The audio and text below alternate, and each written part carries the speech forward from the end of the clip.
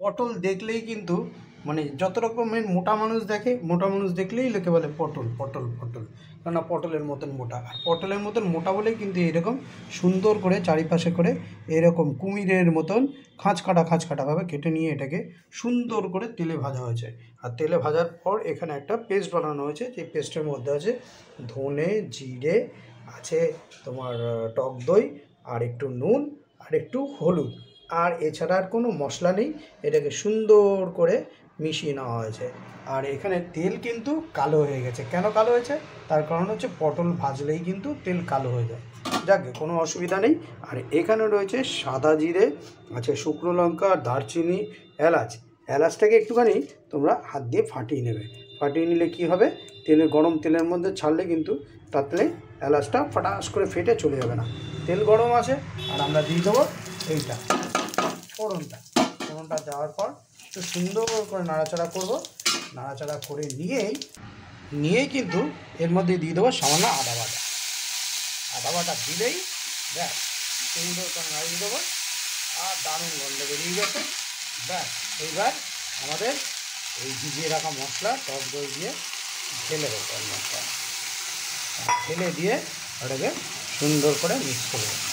তোমরা চাইলে কিন্তু কালো যে তেলটা ওটাকে অ্যাভয়েড করতে পারো, কিন্তু আর কিছুই না, জাস্ট কালো হয়েছে পটল ভাজার জন্য, তার জন্য তেলটা ফেলে দেবো না, একদমই না। আর এইভাবে সুন্দর করে দেখো মশলাটা কিন্তু দারুণ চলে এসছে। আর জাতের মেয়ে কালো ভালো, কিন্তু তার মেন হচ্ছে গুণ। তো কালো হোক না, কোনো অসুবিধা নেই, কিন্তু খেতে ভালো হলে নিয়েই কথা। যেই বাটিতে মশলা ধোয়া ছিল, মানে বেটে রাখা ছিল, মানে ভিজিয়ে রাখা ছিল, সেই বাটিটা সুন্দর করে ধুয়ে জলটা দিয়ে দেবো। সুন্দরভাবে ঝোল ফুটে এসছে, আর আমরা এর মধ্যে দিয়ে দেবো স্বাদ মতো নুন।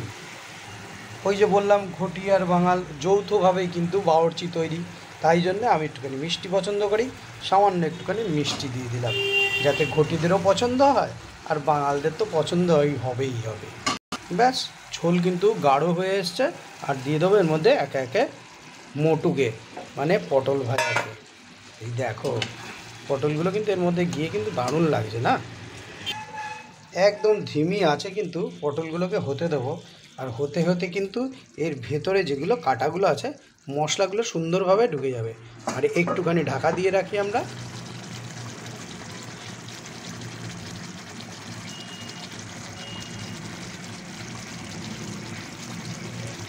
খাট্টা মিঠা টক ঝাল মিষ্টি কিন্তু দই পটল একদম তৈরি হয়ে গেছে, দেখতে পাচ্ছ।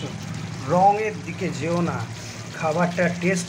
খাবারটা উপভোগ করতে হবে। এইভাবে কিন্তু বাড়িতে বানালে কিন্তু পুরো একদম গরম ভাতে জমে যাবে একেবারে।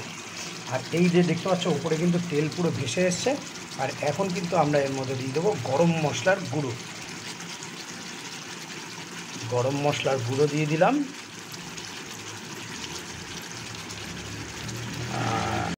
ব্যাস সামান্য একটুখানি গাওয়া ঘি, অল্প একটুখানি দিলেই হবে। ভালো ঘি হলে কিন্তু নামমাত্রেই কিন্তু কাজ হয়ে যায়।